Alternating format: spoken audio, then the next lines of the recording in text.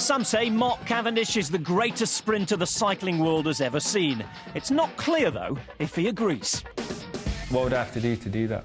To be the greatest cyclist ever, or the greatest sprinter ever? Well, I don't know, but I'm just saying... What would I have to do? Go on.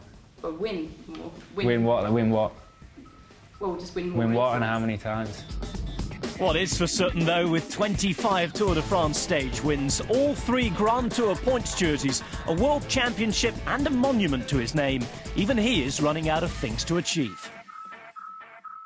Yeah, when I turned pro, I wrote a list with my old coach, Rod Allen, and pretty much ticked everything off. There's 2 more things on it. One of them's doable, one of them's not really doable. But I'm pretty happy with how it's gone. I wouldn't be happy to stop now. I want to carry on winning, you know.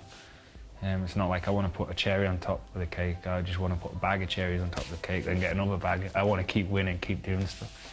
I don't see myself kind of stopping and finishing, so I've always set new goals, and I'll continue to do that. Getting better game you can have, the other one I'm not telling you. If it was a day in yellow that he was after, then a rare chance came and went last year in dramatic fashion at the Tour de France.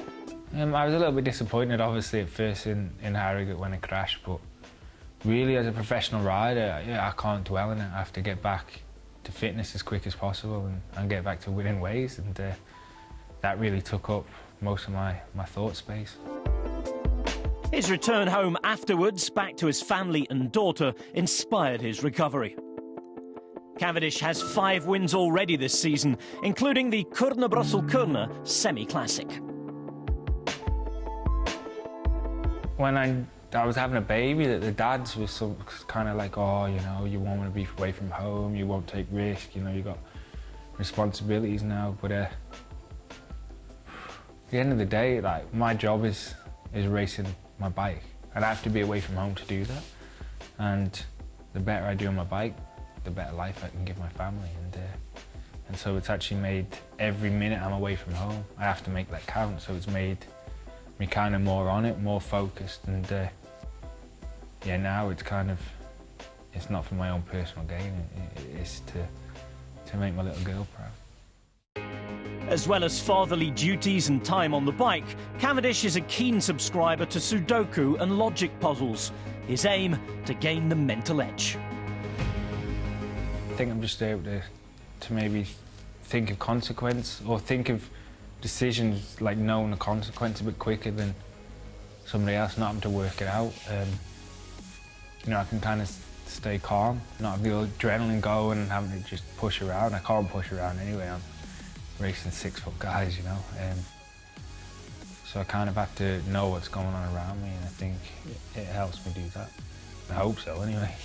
Like if you don't train a leg muscle, like, you notice it go a bit weak, a bit soft. I have to say in my brain, I do notice I'm not as sharp if I'm not working with it. Yeah. None perhaps takes more concentration than 7 hours in the saddle on the longest one-day race of the calendar, Milan-San Remo. Victorious in 2009, it's been a case of missed opportunities since. Milan-San Remo is my first goal of the year. It's not easy to win. It's like, it's not a failure if I don't win there. But I'd like to win it, and I'll try and do what I can to win it this year.